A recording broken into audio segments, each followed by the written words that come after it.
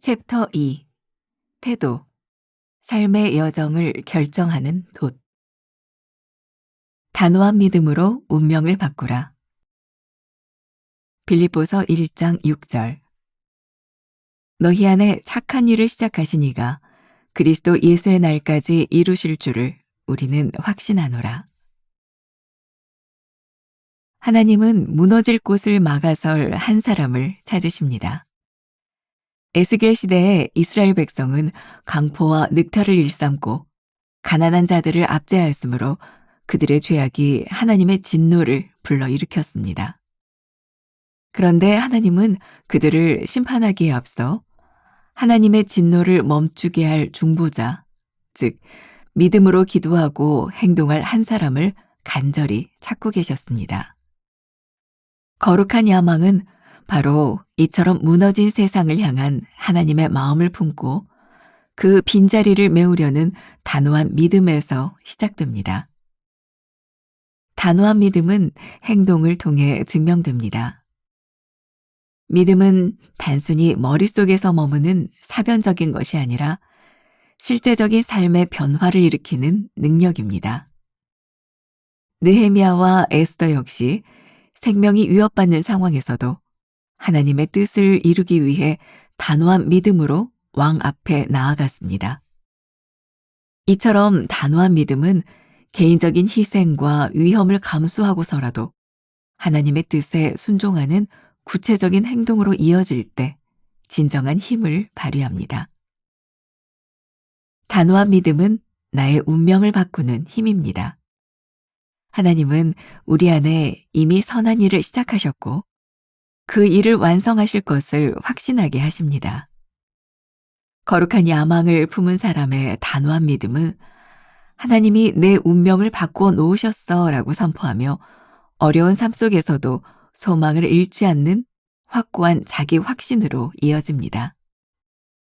한 사람의 단호한 믿음이 가정과 사회, 나아가 이 시대의 역사를 변화시키는 시작점이 될 수 있음을 기억하십시오. 무너진 곳을 막아서는 단호한 믿음을 가지고 있습니까? 죄악된 세상에서 하나님 앞에 중보자로 나서고 있습니까? 하나님의 부르심을 확신하며 믿음으로 행동할 용기가 있습니까? 오늘은 35번째 말씀입니다. 제목, 단호한 믿음으로 운명을 바꿔라. 우리가 믿는 이 신앙, 하나님을 믿는 사람들은 절대로 운명론적으로 살지 않습니다.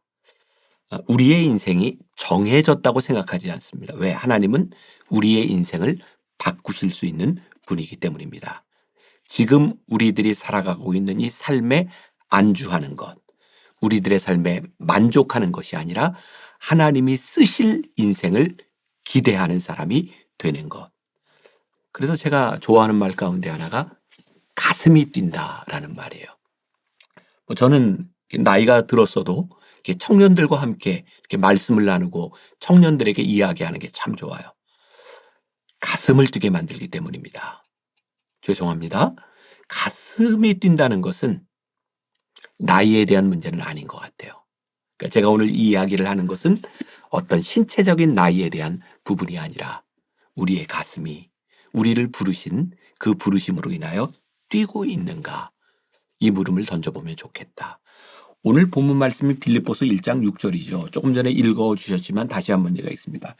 너희 안에서 착한 일을 시작하신 이가 그리스도 예수의 날까지 이루실 줄을 우리가 확신하노라.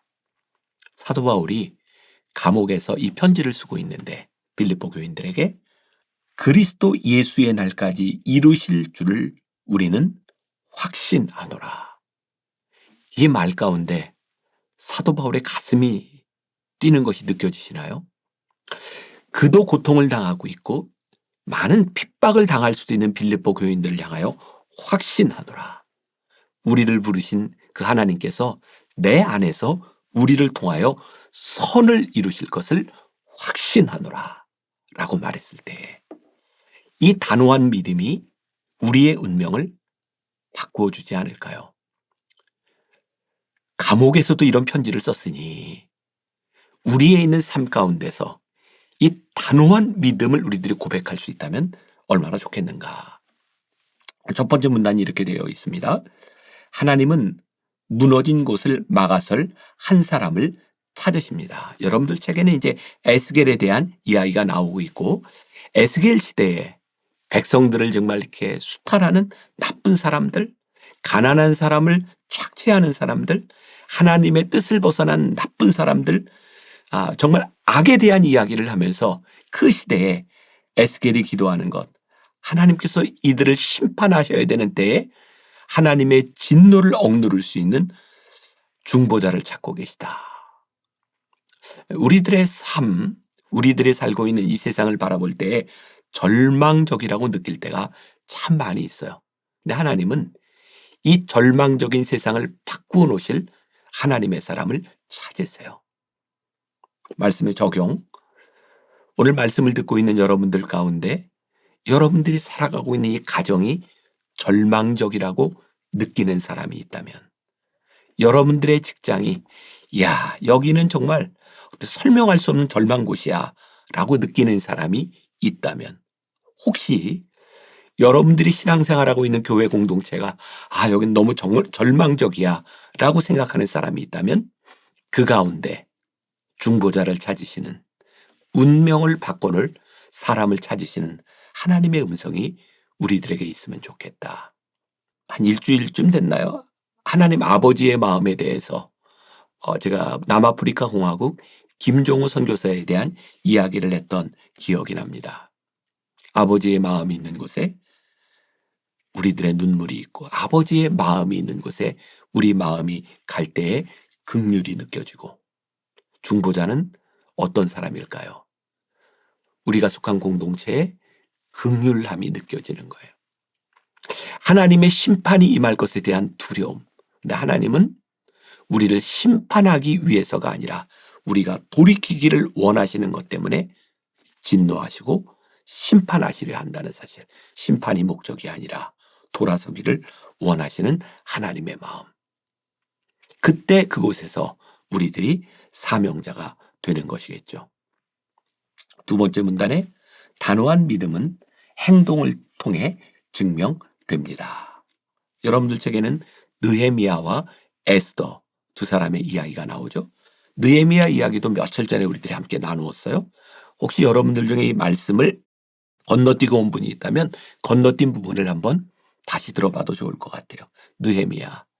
그는 바사의 왕국에서 얼마든지 편하게 살 수 있었지만 그의 고향 예루살렘이 어려움을 당하겠다는 이야기를 듣고 그는 눈물을 흘리죠.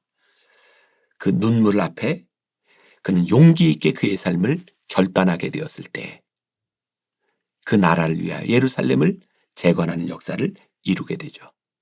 우리는 에스도 잘 알고 있어요. 죽으면 죽으리라. 내가 이 왕 앞에 나가 우리의 민족을 살려달라고 구하는 일이 내 목숨을 앗아갈 수 있을지 모르지만 내가 죽으면 죽으리라. 이 각오로 믿음 있게 행동했을 때 저는 그런 생각을 해요. 그제 말씀에도 잠깐 나누었지만 우리들이 하나님의 뜻대로 하나님의 의를 위해 살아간다고 하면서 내가 원하는 결과를 바란다면 용기 있게 행동하기가 쉽지 않아요. 그런데 이것이 분명히 우리들에게 믿음에 근거한 일이라면 어떤 결과를 예측하는 것이 아니라 하나님의 나라와 하나님의 뜻을 위하여 우리들이 용기 있게 행동할 수 있을 것 같아요. 여기까지 제 이야기를 들으면서 혹시 여러분들에게 떠오르는 인물 혹시 있으신가요? 다니엘, 그리고 다니엘의 세 친구. 그들이 믿음을 지키려고 이방 땅에서 믿음으로 살아가려고 하다가 풀무불에 던지우게 되죠. 그때 그 친구들이 멋진 얘기를 하죠. 그리 아니하실지라도 하나님께서 우리를 이 풀무불에서 건져내지 아니하신다 할지라도 우리는 기꺼이, 아니 우리는 하나님을 섬기는 일을 그만두지 않겠습니다. 요 한 10여일 동안은 제가 찬양을 참 많이 하는 것 같아요. 하나님께서 또 이렇게 찬양으로 인도하실 때는 또 그런 뜻이 있지 않을까요? 그리 아니하실지라도 감사해요. 주님 뜻을 믿기 때문이죠. 이게 제가 예전엔 찬양을 잘 했는데 잘 안 되네요. 오늘 같이 한번 들으면서 우리 찬양팀하고 한번 같이 해보실까요? 그리 아니하실지라도.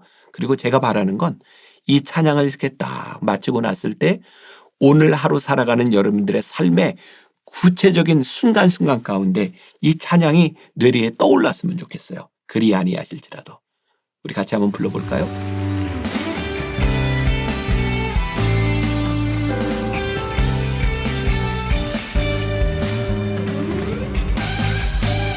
그리 아니하실지라도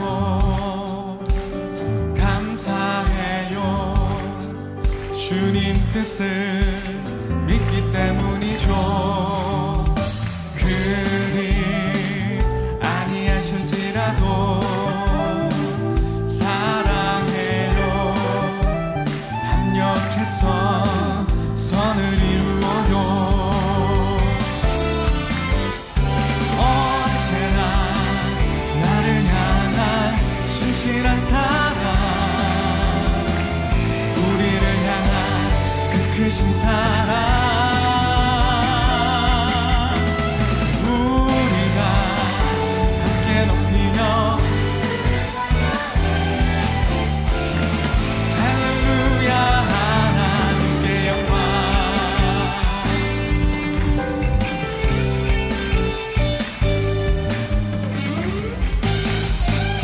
그리 아니하실지라도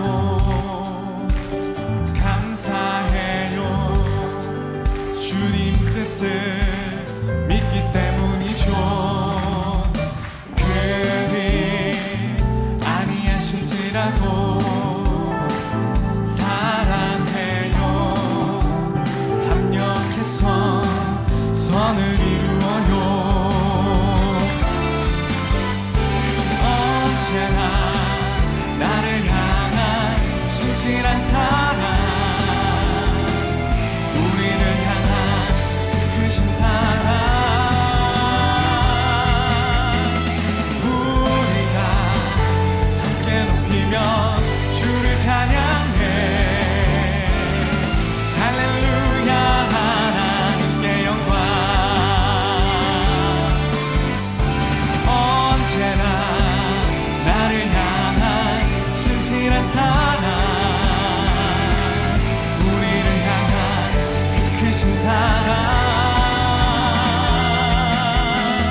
우리가 함께 높이며 주를 찬양해. 할렐루야 하나. 우리 마지막으로 언제나 나를 향한, 언제나 나를 향한 신실한 사랑, 우리를 향한 그 크신 사랑, 우리가 함께 높이며 주를 찬양해. 할렐루야 하나님께 영광.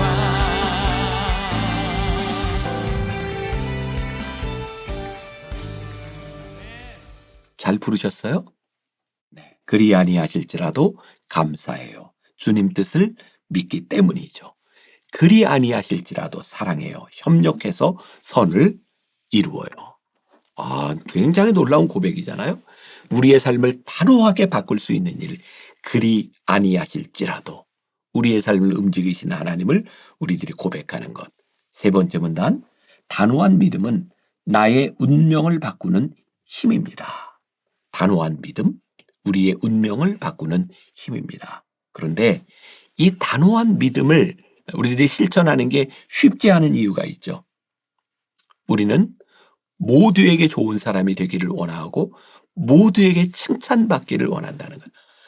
만약 그런 생각을 가지고 있다면 절대로 우리는 단호한 믿음으로 살지 못해요. 갈라디아서 1장 10절에 우리가 잘 아는 말씀이 있습니다. 이제 내가 사람들에게 좋게 하랴, 하나님께 좋게 하랴, 사람들에게 기쁨을 구하랴, 내가 지금까지 사람들의 기쁨을 구하였다면 그리스도의 종이 아니니라. 명확하게 우리들에게 답을 주고 있어요. 내가 사람들에게 좋게 하랴, 하나님에게 좋게 하랴. 하나님을 기쁘시게 하랴, 사람들을 기쁘게 하랴. 내가 만일 사람들의 기쁨을 구하였다면 그리스도의 종이 아니니라. 갈라디아서는 유명한 그런 별명을 가지고 있어요. 자유의 복음. 사도 바울이 복음으로 자유케 되었으나 그는 이 자유를 어떻게 사용하고 있는가? 그는 단호한 믿음으로 하나님의 기쁨을 구하는 그런 인생을 살아가게 되죠.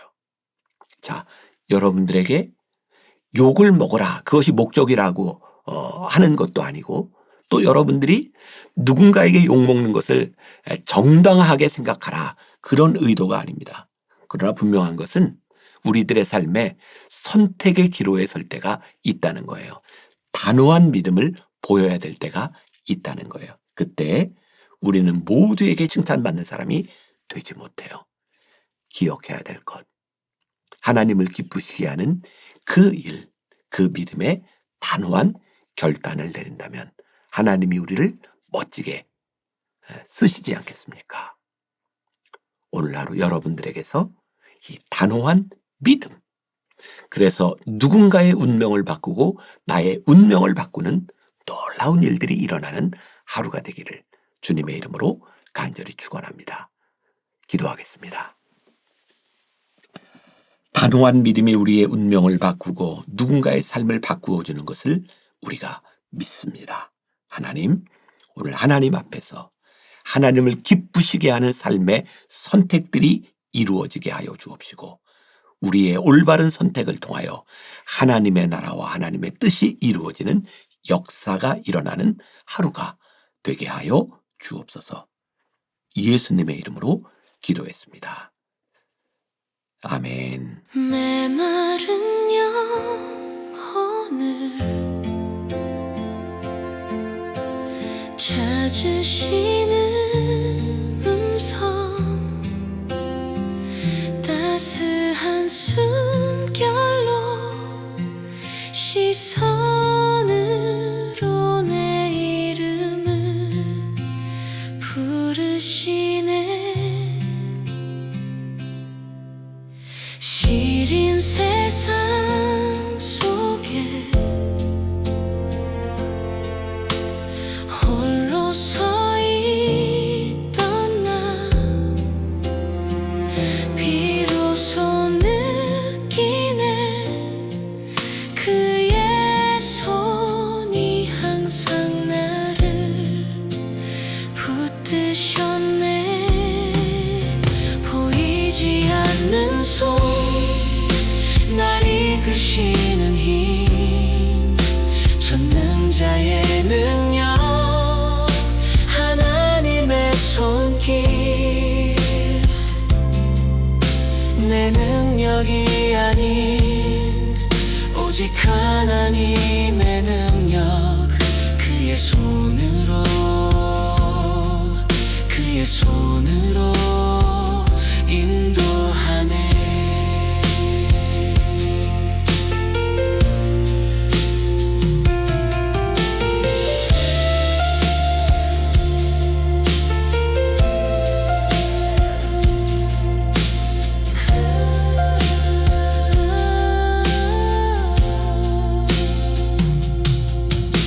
시린 세상 속에 홀로 서 있던 나, 비로소 느끼네. 그의 손이 항상 나를 붙드셨네. 보이지 않는 손, 날 이끄시는 힘, 전능자의 능력, 하나님의 손길. 내 능력이 아닌 오직 하나님의 능력, 그의 손으로, 그의 손으로